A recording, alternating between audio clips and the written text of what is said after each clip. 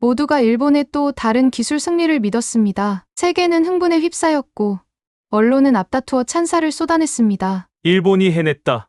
세계 최장 현수교. 기술력의 정점. 터키를 가로지르며 유럽과 아시아를 잇는 차나칼레 대교의 웅장함에 세계는 감탄했습니다. 다리 위에는 Made by Japan이라는 환상이 흘러넘쳤고 일본은 스스로를 기술 대국이라 치켜세웠습니다. 그러나 그 환호 속 진실은 조용히 묻혀 있었습니다. 누구도 묻지 않았습니다. 정말 일본이 전부 다 만든 것인가? 누군가는 진실을 감췄고 누군가는 거짓을 팔았습니다. 그리고 그 중심에는 과장과 허풍으로 전 세계를 속이려 한 일본의 교묘한 전략이 숨어 있었습니다. 하지만 그 누구보다 진실을 알고 싶었던 단 한 명의 기자, 그녀는 일본이 은근히 감추려 했던 설계 도면의 출처, 자재의 납품처, 현장 감리와 시공 책임자의 이름을 추적했습니다. 수십 개의 언어로 된 문서를 분석하고 국제계약서의 조항 하나하나를 뜯어보며 그녀는 결국 발견합니다. 차나칼레 대교의 핵심 기술이 일본이 아니라 대한민국에서 왔다는 사실을. 세계가 일본을 향해 박수를 보낼 때 진짜 영웅은 그림자 속에서 조용히 일하고 있었습니다. 설계의 핵심은 한국 기술자들의 손에서 나왔고 초고강도 강제는 포항에서, 케이블 제작은 전남의 작은 공장에서 이루어졌습니다. 그런데도 일본은 마치 자신들이 모든 걸 해낸 듯 세계를 상대로 자화자찬을 멈추지 않았습니다. 그 순간 그녀의 보도가 터졌습니다. 한국 언론을 시작으로 유럽의 매체들이 뒤따랐고 일본의 기술력에 대한 의문이 전 세계적으로 제기되었습니다. 본격적으로 이야기 시작하기에 앞서 잠깐 1초 만에 누를 수 있는 좋아요, 구독 버튼을 꼭 눌러주시면 영상 제작에 아주 큰 힘이 됩니다. 그럼 바로 사연 시작하겠습니다. 칼릭스 오리온이에요. 저는 캐나다에서 왔고 세계 곳곳의 대형 인프라 프로젝트인 다리, 터널, 마천루, 고속도로 같은 것들을 취재하는 기자로 일했어요. 기자 생활만 벌써 10년이 되었고 저는 과거가 미래를 만든다고 믿어서 늘 역사를 공부했어요. 그런데 솔직히 말씀드리자면 저는 한국에 대해 깊이 생각해 본 적이 없었어요. 이번 취재를 떠나기 전까지 한국은 제 지도 위의 작은 점에 불과했어요. 서울에는 유리 건물이 즐비하고 교외에는 공장들만 있을 거라고만 생각했죠. 터키 차나칼레 해협을 가로지르는 세계 최장 현수교를 한국이 만들었다는 건 상상도 못했어요. 당연히 일본이나 중국이 했을 거라고만 여겼어요. 한국은 가드레일을 칠하거나 조명을 설치했겠지 정도였어요. 이런 식의 생각을 선입견이라고 해요. 충분한 증거 없이 마음속에서 결론을 내려버리는 거죠. 저는 한국이 기록적인 다리 건설 논의에 낄 자리가 없다고 단정했어요. 오직 일본이나 중국 혹은 유럽의 유명한 기업들만이 그런 경이로운 건축물을 만들 수 있다고 믿었어요. 그래서 저는 일본 엔지니어들의 기적을 칭송하는 기사를 쓸 거라고 확신했어요. 제 마음은 이미 문이 닫힌 상태였어요. 이스탄불에 밤늦게 도착했을 때 도심의 불빛이 마치 물 위에 떨어진 별빛처럼 반짝였어요. 저는 택시를 타고 호텔로 향하면서 일본의 기적을 취재할 생각에 가슴이 두근댔어요. 책상 위에 펼쳐둔 수첩도 이미 질문들로 가득했어요. 휴대폰을 보니 터키 주재 일본 대사가 올린 트윗이 떴어요. 일본 엔지니어들이 또 해냈습니다. 세계 최장 현수교. 저는 망설임 없이 좋아요를 눌렀어요. 그날 밤 잠은 좀처럼 오지 않았어요. 어두운 천장을 바라보며 마음속 질문들이 파도처럼 밀려왔거든요. 일본이 어떻게 공사를 예정보다 빨리 끝냈을까? 강풍이나 지진에 대비한 특별한 기술은 무엇일까? 머릿속에는 거대한 철탑들이 어둠 속에서 불빛을 받아 반짝이는 장면, 거미줄처럼 팽팽하게 늘어진 케이블, 그리고 광활한 바다 위를 매끄럽게 달리는 자동차들이 극적으로 그려졌어요. 이 모든 것이 일본의 위대한 업적이라고 저는 굳게 믿었어요. 아침이 밝자 저는 설렘과 긴장감을 안고 재킷 지퍼를 올리고 부츠끈을 단단히 조였어요. 공항으로 가는 도로 너머로 마르마라 산맥에 눈 덮인 봉우리들이 보였어요. 저는 그 너머로 다리가 솟아오르는 장면을 상상했어요. 눈부신 아치형 구조물이 대지를 가로지르는 모습이었죠. 이번 취재가 내 인생 최대의 기사일 거야. 저는 스스로에게 다짐했어요. 차나칼레로 향하는 비행기 안에서 저는 질문 리스트를 다시 읽었어요. 공사 기간은 얼마나 걸렸나? 어떤 특수 강제를 사용했나? 쓰나미나 헤일에는 어떻게 대비했나? 다리 디자인의 영감은 어디서 왔나? 안녕하세요.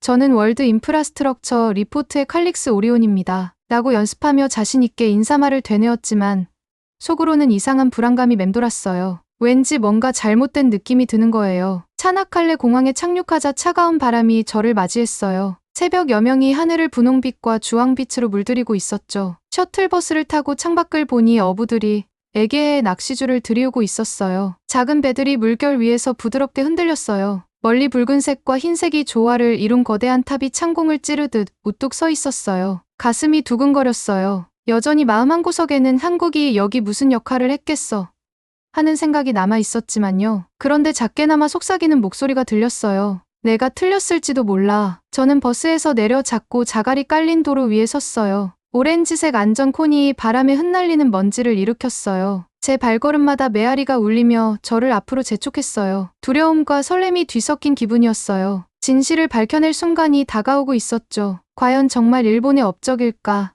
아니면 헤드라인 뒤에 숨은 또 다른 이야기가 있을까? 녹음기를 꺼내 ON 버튼을 누르자 작은 빨간 불이 깜빡였어요. 숨을 깊이 들이켜고 저는 이렇게 말했어요. 오늘 저는 이 다리를 세운 진짜 영웅들을 찾아 나섭니다. 바로 그 순간 바람이 더욱 세차게 불어오며 위로 치솟은 탑이 속삭이는 듯 보였어요. 더 가까이 와서 진실을 밝혀봐. 저는 노트를 펼쳐 들고 역사 속에 기록될 이야기를 쓰기 위해 발걸음을 옮겼어요. 제 기사가 어떻게 극적으로 뒤바뀔지 전혀 알지 못한 채 말이에요. 저는 셔틀버스에서 내려 자갈이 깔린 길을 걸었어요. 땅은 따뜻했고 공기에는 소금기와 소나무 냄새가 어우러져 있었어요. 고개를 들었더니 거기에 달이 탑이 하늘을 가르는 붉은색과 흰색의 거대한 검처럼 우뚝 솟아 있었어요. 탑 아래에는 안개가 감돌아 도로를 가리고 있었죠. 심장이 요동쳤어요. 이 순간 저는 일본의 영광을 확증하게 될 거라 믿었어요. 급히 차나칼레 다리 프로젝트 사무실이라는 밝은 간판이 붙은 작은 이동식 사무실 쪽으로 향했어요. 노란 안전모를 쓴 작업자들이 클립보드와 손전등을 들고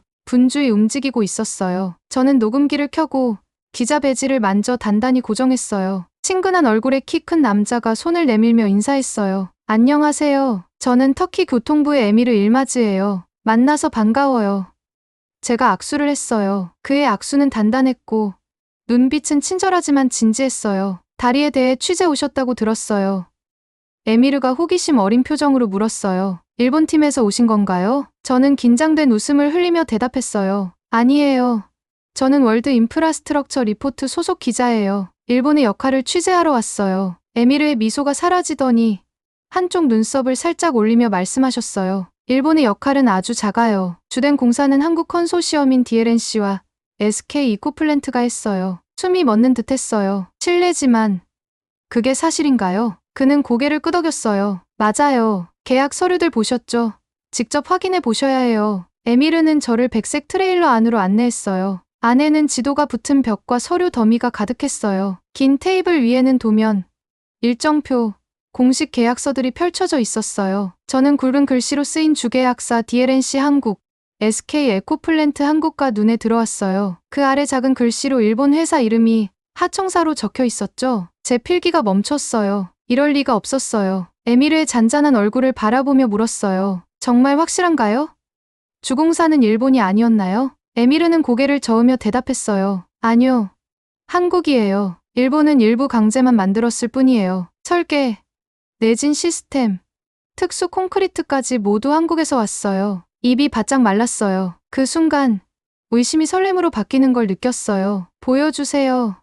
제가 속삭였어요. 그는 저에게 프로젝트 계약서 영문 번역본이라고 적힌 두툼한 폴더를 건네주었어요. 폴더가 제 손에 닿자 마치 풀어줘야 할 수수께끼 같은 무게를 느꼈어요. 첫 페이지를 여는 순간 글자들이 눈앞에서 뛰어오르는 듯했어요. Lead Contractor, DLNC Core, SK Ecoplant Core. 제가 전보다 훨씬 빠르게 페이지를 넘겼어요. 터키와 한국 관리들의 서명, 한국 수출입은행의 도장이 찍혀 있었어요. 진실을 깨달은 순간 제 심장은 미친 듯이 뛰었어요. 일본이 주연이 아니라 한국이 진짜 주인공이었어요. 폴더를 덮고 올려다보니 에미르의 눈에 자부심이 반짝였어요. 한국은 공사를 예정보다 18개월이나 앞당겨 끝냈어요.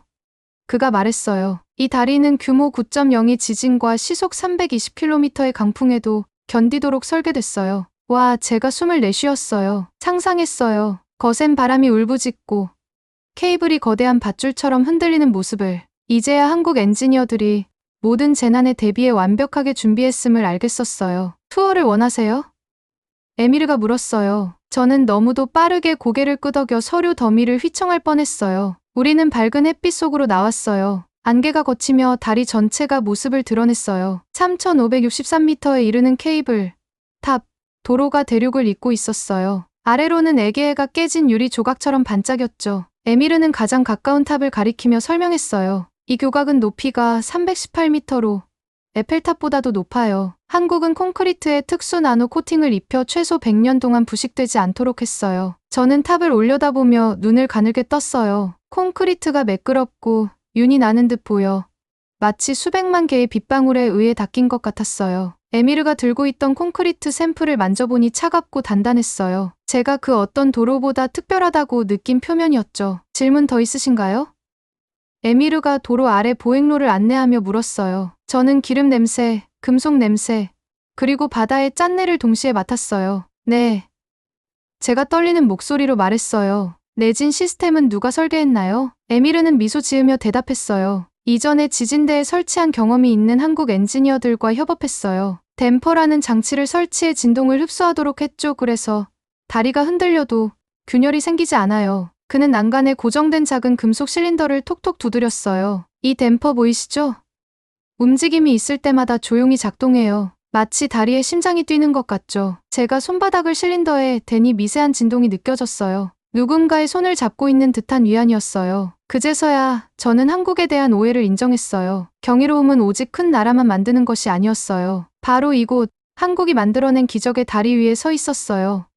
우리가 교량 중앙에 다다랐을 때 갑자기 돌풍이 밀려왔어요. 케이블이 저음으로 윙윙 울리고 다리 바닥이 발밑에서 흔들렸어요. 저는 비틀거리며 난간을 붙잡았고 에미르는 재빨리 저를 붙잡아 주었어요. 걱정하지 마세요. 바로 이 댐퍼를 위해서 만든 거예요. 순간이 지나자 다리는 다시 고요해졌어요. 저는 숨을 깊이 내쉬었어요. 심장은 여전히 빠르게 뛰었지만 두렵지는 않았어요. 오히려 살아있음을, 그리고 더 알고 싶다는 열망을 느꼈어요. 해안 쪽으로 돌아오며 저는 이미 기사의 방향이 바뀐 것을 알았어요. 이 이야기는 더 이상 일본에 관한 것이 아니었어요. 한국의 숨은 천재성을 세상에 알리는 이야기가 될 거였어요. 저는 노트를 꺼내 맨 윗줄에 이렇게 적었어요. 그 순간 저는 진짜 영웅들의 이야기를 전하겠다고 다짐했어요. 저는 이튿날 아침 해가 분홍빛과 금빛으로 하늘을 물들이기 시작할 무렵에 도착했어요. 오늘 만나기로 한 분은 다리 안전팀을 이끄신 한국 엔지니어 이지원 씨였어요. 저는 녹음기를 준비해두고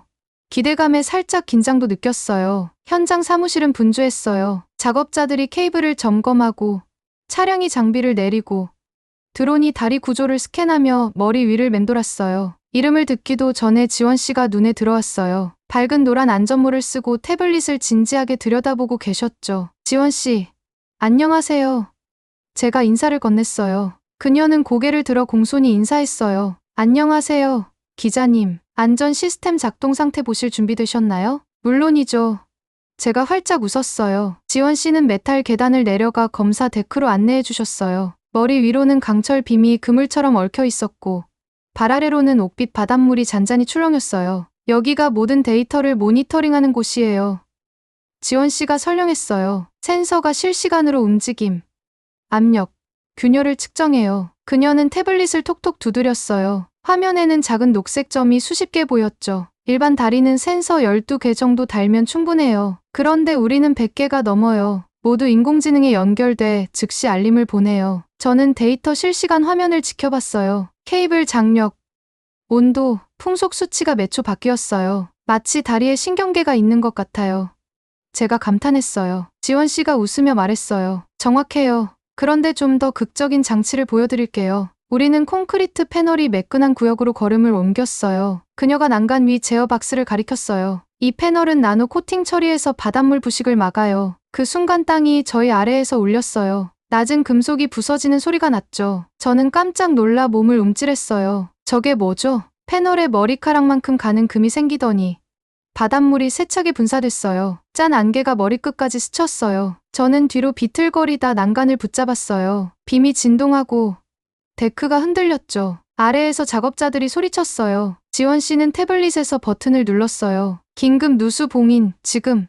곧 측면 해치에서 작은 로봇이 기어 나왔어요. 수백 개의 저장 장치 중 하나처럼 생긴 튜브를 물통처럼 등에 메고 있었죠. 로봇은 금간 지점으로 곧장 다가가 노즐을 작동했어요. 점성이 있는 거품이 금 사이로 흘러들어가더니 물과 닿자마자 단단히 굳었어요. 몇 초 만에 누수는 완벽히 멈췄어요. 저는 숨을 죽이고 바라봤어요. 정말 대단했어요. 지원 씨는 안경에 묻은 소금을 털며 웃었어요. 이 로봇이 저희 비밀 무기예요. 작년에 거친 해상 조건에서 1년간 테스트했어요. 저는 녹음기를 켜둔 손가락을 움직이며 물었어요. 왜 누수 방지에 이렇게 많은 투자를 했나요? 지원 씨가 단호하게 대답했어요. 바닷물이 가장 큰 적이거든요. 이 시스템이 없었다면 콘크리트는 몇 달 만에 부식됐을 거예요. 우리는 모니터가 빼곡한 제어실로 이동했어요. 젊은 엔지니어 한 명이 화면 앞으로 저를 불렀어요. 시뮬레이션 보시겠어요? 그가 키를 누르자 다리에 9.0 지진 시나리오가 컴퓨터 모델로 나타났어요. 응력 쌓이는 곳이 빨간 선으로 깜빡였고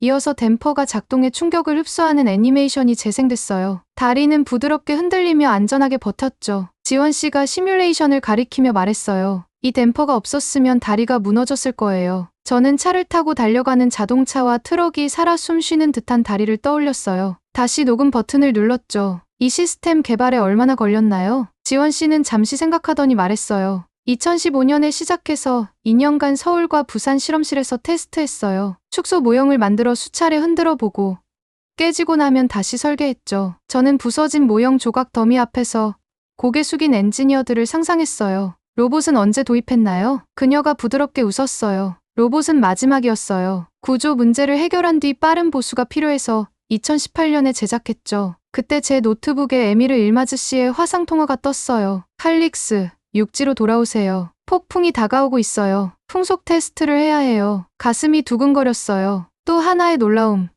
그리고 한국 기술을 더 볼 기회였죠. 저는 우비를 집어들고 지원 씨를 따라 밖으로 나갔어요. 천둥 소리가 멀리서 들려왔어요. 바깥은 먹구름이 빠르게 달리며 바다 물보라를 몰아쳤어요. 우리는 다시 데크 위로 올라갔고 케이블이 낮게 윙윙거렸어요. 다리가 살짝 기울었다가 다시 균형을 찾는 게 느껴졌죠. 잘 작동하고 있어요.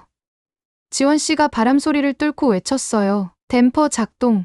센서 모두 온라인. 풍속계 수치가 급등했다가 시스템 반응으로 곧 떨어졌어요. 아래 파도는 은빛 송곳니처럼 부딪혔지만 다리는 흔들림 하나 없이 견고했어요. 저는 전율을 느꼈어요. 제 이야기는 더 이상 일본도 중국도 아닌 한국의 승리였어요. 이제까지 숨겨졌던 빗방울이 떨어지기 시작하자 우리는 사무실로 달려들어갔어요. 저는 노트를 꼭 쥐고 녹음기를 끄며 이지원 씨를 바라봤어요. 오늘 기대 이상을 배웠어요. 정말 감사합니다. 지원 씨는 피곤한 미소를 지으며 말했어요. 내일은 이즈미르의 콘크리트 실험실로 가봐야 해요. 더 많은 게 있거든요. 저는 펜을 두드리며 자리에 앉았어요. 벌써 한국의 천재성을 보여줄 발견들로 가득 차고 있었어요. 세상에 알릴 날이 기다려졌죠. 저는 다음 날에 뜨기 전 아직 어스름한 시간에 일어났어요. 어제 폭풍 테스트에 머리가 얼얼했지만 오늘은 차나칼레에서 서쪽으로 2시간 거리에 있는 이즈미르의 콘크리트 연구소와 케이블 공장을 둘러볼 예정이었어요. 저는 에미르, 이지원 씨 그리고 두 분의 한국 엔지니어 이 선생님과 박 씨가 탄 검은색 SUV에 올라탔어요. 올리브 나무가 점점이 박힌 언덕을 따라 도로가 구불구불 이어졌고 맑은 하늘 아래 오늘도 놀라움이 기다리고 있다는 예감이 들었어요. 콘크리트 연구소에 도착하니 하얀 산을 배경으로 유리로 둘러싸인 높은 건물이 서 있었어요. 내부로 들어서자 거대한 원통형 시험체들이 기계 위에 놓여 있었고 시원한 공기가 저를 맞아 주었어요. 제 녹음기는 주머니 속에서 대기 중이었고 이 선생님이 흰 가운을 입고 클립보드를 든 채 반갑게 맞아주셨어요. 환영합니다. 칼릭스 기자님. 이 선생님이 말씀하셨어요. 오늘은 저희 다리 바닥이 왜 오래 가는지 보시게 될 거예요. 저는 기계 사이를 따라 걸으며 설명을 들었어요. 이 선생님이 나노코트 시리즈라고 적힌 거대한 혼합 드럼을 가리키셨어요. 이게 저희 비밀이에요. 시멘트에 나노 입자를 섞어 소금물과 수분을 튕겨내거든요. 일반 콘크리트였다면 5해 만에 균열과 부식이 일어났겠죠. 저희는 100년 이상 견딜 수 있어요. 그가 제어 화면을 터치하자 로봇팔이 콘크리트 샘플을 집어올려 고압 소금물 분사 챔버로 옮겼어요. 분사 구동음이 쉬익하며 울렸고 유리창 너머로 짠 안개가 가득 찼어요. 저는 숨죽이며 지켜봤고 몇 분 뒤 샘플이 전혀 손상되지 않은 채 나오는 걸 보고 놀랐어요. 작은 물방울이 연꽃잎 위에 물방울처럼 맺힌 뒤 굴러 떨어졌죠. 정말 대단하네요. 제가 유리창에 손바닥을 대고 감탄했어요. 샘플 표면은 마치 무지갯빛 광택이 도는 듯 매끈했어요. 그때 박 씨가 작은 원통형 시험체를 들고 합류하셨어요. 이제 충격 테스트를 보세요. 박 씨가 말하며 시험체를 유압 프레스 위에 올렸어요. 기계가 거대한 힘을 가하며 우르르 소리를 냈고 시험체 표면에 거미줄 모양 균열이 생겼지만 내부는 단단히 버텼어요. 박 씨는 미소 지으며 말했어요. 압력을 받아도 저희 포뮬러는 강도를 그대로 유지해요. 제 펜이 수첩 위를 정신없이 달렸어요. 거친 바닷물 속에서도 꿋꿋이 서 있는 콘크리트 기둥을 상상하며 저는 나노 코팅은 소금을 튕겨내고 압력 아래서도 높은 강도를 유지함이라고 메모했어요. 우리는 연구소를 나와 케이블 공장으로 향했어요. 공장 근처로 가자 공기가 먼지로 가득 차더니 길게 늘어선 케이블 릴이 보였어요. 창고 안에는 반짝이는 강철 와이어 코일이 조명 아래 빛나고 있었어요. 일본 이름을 가진 관리자 다나카 히로시 씨가 자리에서 일어나 절하며 인사했어요. 칼릭스 기자님, 어서 오세요. 저희는 표준 부품만 공급합니다. 특수 작업은 한국 구역에서 진행해요. 그는 저희를 별도 구역으로 안내했어요. 그곳에서는 초고강도 케이블을 만드는 기계들이 가동 중이었어요. 이곳에서 케이블은 굵은 신발끈처럼 보이지만 수천 킬로그램을 견뎠어요. 한국 엔지니어 박준호 씨가 제어 패널 옆에 서서 스트레스 테스트 결과를 보여주는 화면을 가리켰어요. 케이블을 파괴 직전까지 늘린 뒤 놓으면 손상 없이 원래 상태로 돌아오는 그래프였죠. 이 케이블은 일반 제품보다 20%더 강해요.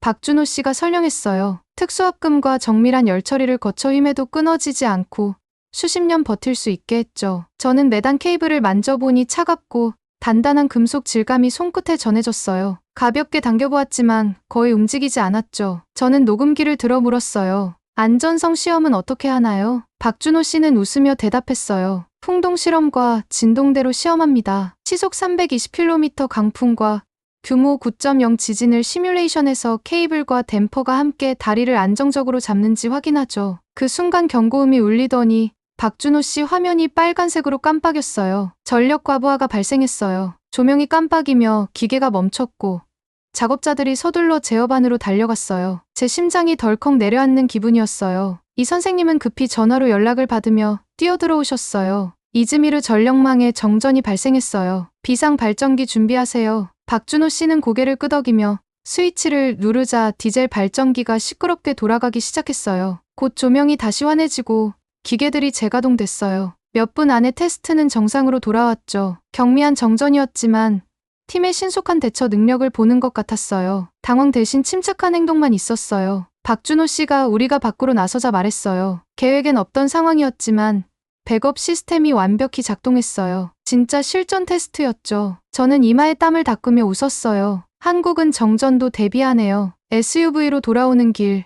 저는 노트북을 펼쳐 기록했어요. 내장은 나노 코팅, 초고강도 케이블, 비상 발전기 테스트 등으로 가득 채워졌어요. 아무것도 우연에 맡기지 않는 한국의 치밀한 설계가 명확히 드러났죠. 돌아오는 길에 저는 이지원 씨에게 물었어요. 이렇게 꼼꼼하게 일하는 원동력은 뭐예요? 지원 씨는 창밖 올리브밭을 바라보며 대답하셨어요. 저희는 우리보다 오래가는 다리를 만들어야 한다고 믿어요. 다리는 여러 세대를 이어주는 연결고리예요. 만약 무너지면 생명이 위험해지죠. 그 책임감이 모든 디테일을 완벽하게 다듬도록 이끌어요. 그 말이 깊이 와 닿았어요. 한국은 화려한 명성만 좇는 게 아니었어요. 세기를 이어갈 구조물을 만드는 데 집중하고 있었죠. 차나칼레로 다가가자 다리탑이 다시 지평선 위의 모습을 드러냈어요. 해가 케이블 위에 반짝이며 100만 개 은빛 실처럼 빛났어요. 저는 경외심과 감탄을 느꼈어요. 제 기사는 완전히 달라졌어요. 이 다리는 과학과 땀으로 빚어낸 한국의 걸작이었어요. 저는 공책을 덮고 다음 장을 쓸 준비를 했어요. 차나칼레 다리의 진정한 영웅들은 더는 숨지 않았어요. 그리고 그들의 이야기를 세상에 전할 날이 기다려졌어요. 저는 개막식 날 아침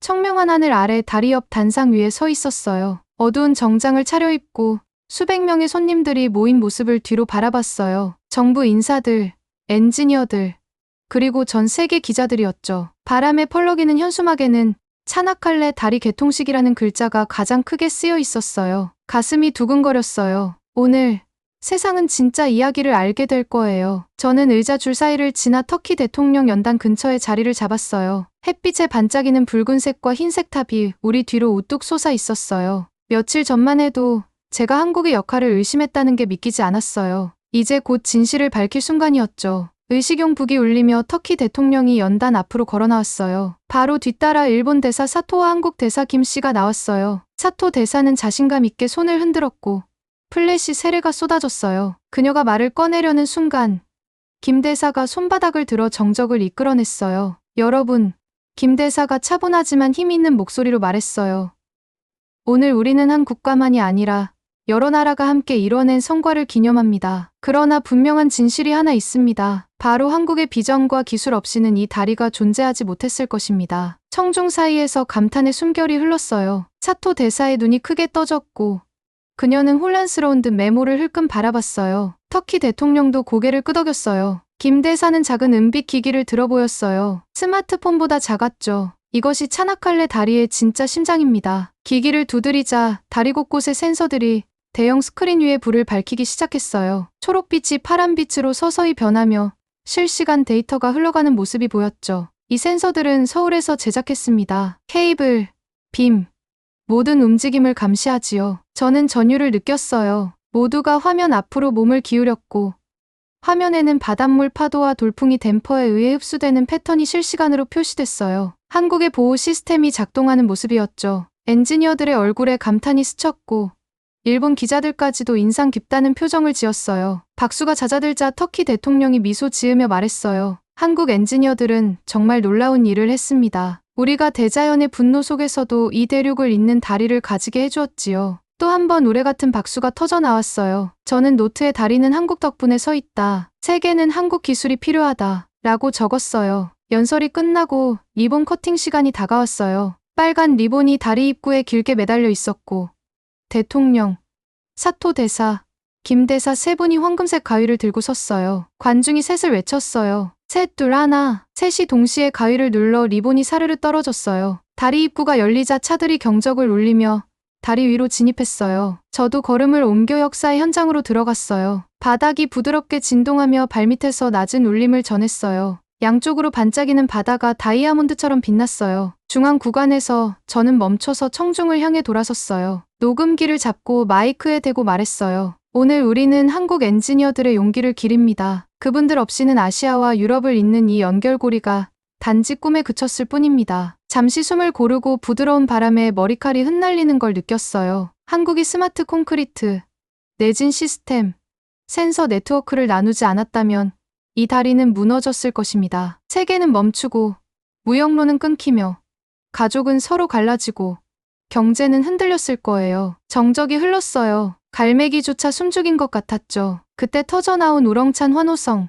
터키, 한국, 심지어 남미에서 온 대표단의 깃발이 흔들렸어요. 저는 활짝 웃었어요. 제 이야기는 의심에서 진실로 완벽하게 한 바퀴를 돌았어요. 나중에 저는 이지원 씨를 난간 근처에서 찾았어요. 녹음기를 건네며 조용히 말했어요. 정말 감사해요. 세상은 이제 진실을 알았어요. 이지원 씨는 얼굴을 스치는 머리칼을 쓸며 미소 지었어요. 원래 그랬어요.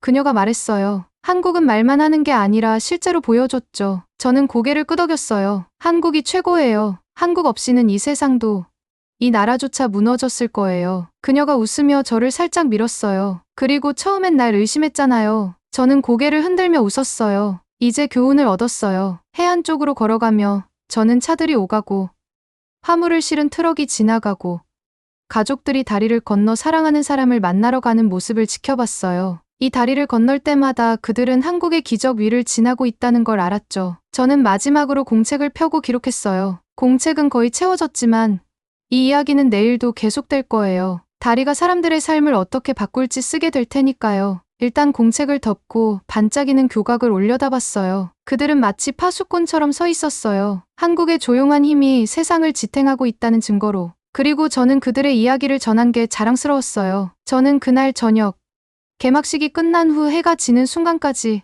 다리 위에 남아 있었어요. 하늘은 오렌지빛과 보랏빛으로 물들었고 강철 케이블은 저무는 빛의 금빛으로 반짝였어요. 난간에 기대 서서 제가 배운 모든 것을 떠올렸어요. 숨겨진 계약서, 균열을 메우는 로봇, 나노 코팅 콘크리트, 내진 댐퍼, 그리고 오늘의 대공개까지. 하지만 무엇보다 사람들을 생각했어요. 이 다리가 그들의 삶을 어떻게 바꿀지에 대해요. 작은 파란색 버스가 다리 위로 들어왔어요. 한쪽 마을의 아이들을 반대편 학교로 실어 나르는 버스였죠. 저는 카메라 렌즈 너머로 창문에 얼굴을 대고 손을 흔드는 아이들을 바라보았어요. 그들의 웃음소리가 종소리처럼 울려 퍼졌어요. 생각했어요.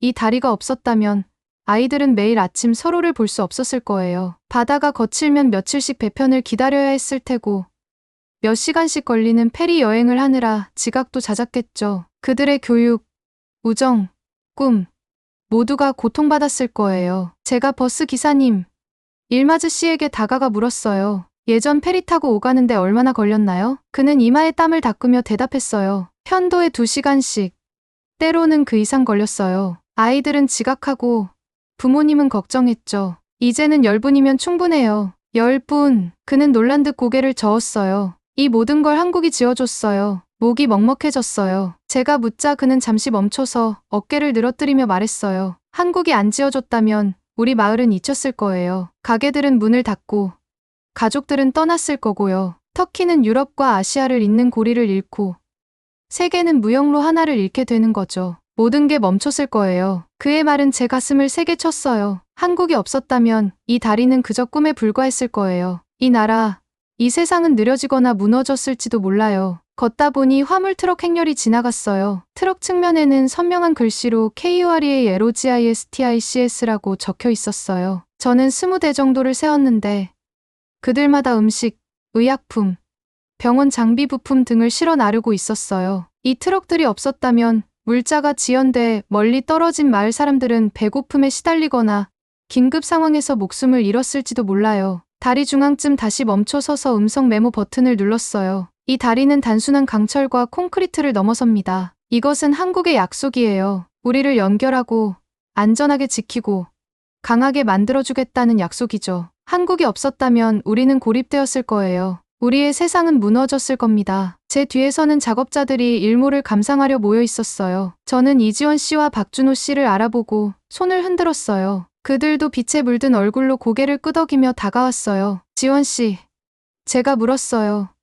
오늘 밤, 이 다리는 당신에게 어떤 의미인가요? 그녀는 팔짱을 끼고 수평선을 바라보며 대답했어요. 희망이에요. 아이들에게, 가족에게, 모든 여행자에게 주는 희망이죠. 박준호 씨도 말을 보탰어요. 한국의 조용한 힘이에요. 명성을 위해가 아니라 오래도록 지속될 영향을 위해 지은 것이죠. 우리는 이 다리가 수세기를 버티길 바랐어요. 그들의 자부심이 제 마음에도 전해졌어요. 바로 그때 제 휴대폰이 뉴스 알림으로 울렸어요. 화면을 보니 헤드라인이 떴어요. 세계가 환호하는 한국의 공학 승리. UN, 차나칼레 다리를 글로벌 인프라 모범 사례로 선정. 한국 센서 덕분에 긴급 구호 경로가 수백만 명의 생명을 구하다. 세계 지도자들도 한국의 업적을 칭찬하고 있었어요. 저는 스크롤을 내리며 사진들을 보았어요. 장관들이 다리를 둘러보고, 학생들이 미술 시간에 스케치하고, 관광객들이 가판에 그려진 태극기 앞에서 셀카를 찍는 모습까지요. 처음 이곳에 왔을 때 한국을 무시했던 제 모습이 떠올랐어요. 얼마나 큰 오판이었는지. 한국은 이 프로젝트의 맥박이었어요. 나노 코팅, 댐퍼, 로봇, 센서 없이는 이 다리가 폭풍과 지진을 견디지 못했을 거예요. 한국이 없었다면 세계의 무역과 이동, 안전이 위태로웠을 거예요. 저는 녹음기를 호주머니에 넣고 깊이 숨을 들이마셨어요. 밤 공기는 소금기와 기름 냄새, 소나무 향과 약속의 냄새가 섞여 있었어요. 저는 다리에게 속삭였어요. 고마워요, 한국. 내일이면 마지막 기사를 쓰게 될 거예요. 모든 독자에게 말할 거예요. 한국이 최고예요. 한국이 없었다면 세상은 무너졌을 것입니다. 이 나라, 우리의 세상은 한국의 선물이 없었다면 부서졌을 거예요. 하지만 지금은 눈을 감고 첫 별이 교각 위의 모습을 드러내는 걸 바라보려 해요. 별빛이 미약한 스포트라이트처럼 다리를 비추며 한국의 업적을 기리고 있어요. 저는 진실을 보고 그 진실을 전할 수 있어 감사함을 느껴요. 어떤 기적은 반드시 전해져야 하고 이 기적은 절대 잊히지 않을 거예요. 역시 어디 가나 대한민국의 파워는 실로 대단합니다. 저는 이야기를 들려드릴 때마다 한국에 이민 오길 정말 잘했다고 생각합니다. 앞으로도 좋은 사연 세계 곳곳에 안내하겠습니다. 감사드립니다. 올리비아 에블린 배상